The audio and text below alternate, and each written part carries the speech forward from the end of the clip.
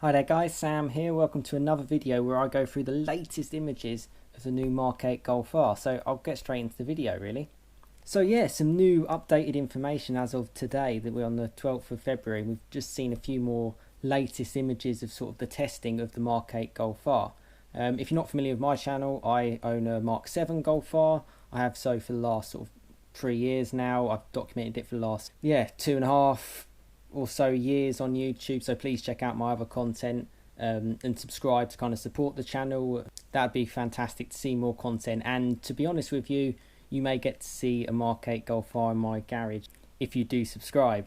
So yeah, straight on to the actual video. So here's the first image as I've kind of had it on screen as I've been speaking. And yeah, I think it looks great. I really do. I think it looks better, a lot better than the other sort of standard Mk8 Golfs I've seen.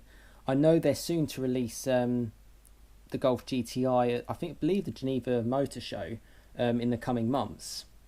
So it'll be interesting to see what that looks like as in a comparison. But this looks great. And to be honest with you, I think this is very close to a production type model.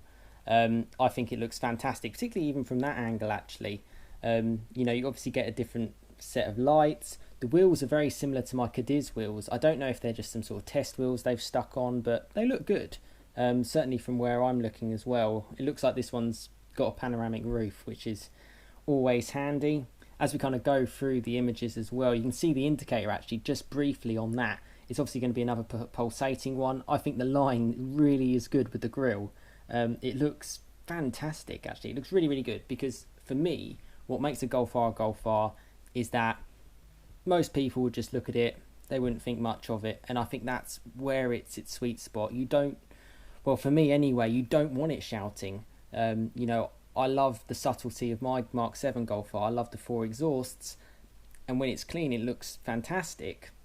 But at the same time, when I'm doing my daily commute, I don't really want to be noticed too much. I just kind of want to blend in and kind of get on with my day, and it does that perfectly, and this ticks the boxes on that side. So looking at the image on the side, obviously all Mk8 Golfs are going to be 5-door. My Mk7 is a 3-door, quite a rare one in that sense, because they're not going to do them anymore. It's also a manual, and this is obviously going to be a DSG. They're not going to make a manual. If there is any rumours, it's just not going to happen. It's just not worth it. The demand isn't there, and with economy and the way things are, DSG is the way to go. And actually I think it will kind of suit today's era. We're in 2020. I think it works. 5-door DSG gearbox, I've got no problems with that. And on that side view, it still looks good, to be fair. I think if anything I don't like the 5-door Mk7 Golf R as much as I like this one. I love my 3-door. I think it looks a little bit more stylish to my eyes. This looks better. And check those blue brake calipers out. Will they be kind of standard? Will they be an optional extra? I actually half think it'll probably be standard. I think that kind of makes it different to other models in the range. And those front disc brakes look huge. They look bigger than my front disc brakes are kind of 340mm. Potentially actually even bigger than that. They look pretty big. They certainly feel the wheel. Potentially the same size, but either way it had great stopping power anyway on mine. Also on those brakes, they look like they're drilled brake discs, which is similar to like the Club Sport S or an optional extra you could get on the Golf R. So that's interesting. I've never massively been a fan of drilled brake discs on a car, simply because they're prone to potential cracking. I just haven't heard as like fantastic glowing reviews about them, so it'll be interesting to see if that's standard or another option. So this is probably one of the most interesting images because it's from the back of the Golf R, and that's the only really area of the Mk7 that actually kind of showed it as a Golf R. This one, standard, 4 exhausts, they look great, diffuser looks nice. You can just about see kind of the back box of the exhaust. You've got like the OPF, particulate filters, you've got all sorts of bits which kind of make the car unfortunately heavier, and they also kind of make it stick out a bit at the rear. But I think it looks good to my eyes as well. And actually really happy kind of looking at this, because a little spoiler as well, I think that's a little bit more prominent than you get on say my Golf R as well. And check out other videos on mine, you know everything about it if you do. Tyres, I can't really tell what rubber they're on. You know, it's a difficult one, but it looks good. It's on snow. Obviously, it's got four-wheel drive. We know it's going to have more than 300 brake horsepower. Rumours that it's sort of around 330 PS. We'll have to see. Either way, I'm pretty happy. I'm really looking forward to it. And for reference, it's rumoured that it's going to be announced or certainly showcased at the Goodwood Festival Speed, which comes in July. I will definitely be there. So yeah, we'll get to know then, really. And it's yeah, exciting times, really. As we kind of go through the images again, you get a bit of a better idea of kind of the front brake discs and the front, that sort of front quarter of the car. Looks good. Looks really, really good. I love the sort of gloss black accents.